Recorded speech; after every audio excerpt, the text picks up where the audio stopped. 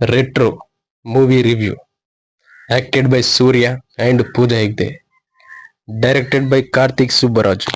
సూర్య గారు యాక్టింగ్లు ఆల్వేస్ తోప్ అని చెప్పుకోవచ్చు. ఎందుకంటే సినిమా హిట్ అవ్వచ్చు, ఫ్లాప్ అవ్వచ్చు, కానీ ఆయన మాత్రం ఆయన యాక్టింగ్ మాత్రం 100% బెస్ట్ ఇస్తాడు. సో ఈ మూవీలో కూడా ఆయన యాక్టింగ్ తోప్ అని చెప్పొచ్చు. ఇంకా రెట్రో సినిమా విషయానికి వస్తే అంతగా అయితే ఏం స్లో ఉంటుంది మూవీ. డైరెక్టర్ గారు ఏం చెప్పాలనుకున్నారో అది క్లియర్గా చెప్పలేకపోయారు. ఏది నవ్వు గురించి అనే కాన్సెప్ట్ ఉంటుంది, మనకు అంతే మెక్కదు. మనకు ఓహో ఇదేనా అనిపిస్తుంది. కొన్ని పొజిషన్స్ అయితే బాగున్నాయి. స్టార్టింగ్ ఒక 30 minutes కావచ్చు, క్లైమాక్స్ ఒక 30 minutes కావచ్చు, బాగానే అనిపిస్తాయి ఆ పొజిషన్స్ కానీ ఆ సీన్స్ కానీ.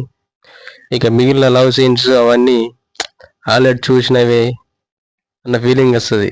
అసలు ఇది గ్యాంగ్స్టర్ మూవీ, లవ్ స్టోరీ, అసలు ఏదనేది మనకంత క్లారిటీగా అనిపించేది. మనకు మరీ దారుణం అని చెప్పలేం కానీ పర్లేదని చెప్పుకోవచ్చు, యావరేజ్. మ్యూజిక్ కూడా బాగానే ఉంటుంది, సాంగ్స్ కూడా అంతేముండయి కానీ మ్యూజిక్ అయితే బాగానే ఉంటుంది. బాగానే అంటే పర్లేదు అనొచ్చు.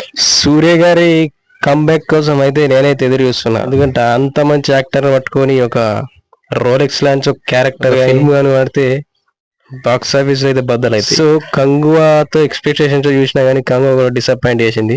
సో అబ్జల్యూట్ రెట్రో కూడా అదే సిచ్యువేషన్. అయితే మీరు ఈ రెట్రో మూవీ చూసి ఉంటే మీకు ఎలా అనిపించిందో కామెంట్ చేయండి. నాకైతే అంతేం అనిపించలేదు, యావరేజ్ మూవీ. సో చూడొచ్చు, వన్ టైం వాచబుల్, చూడొచ్చు.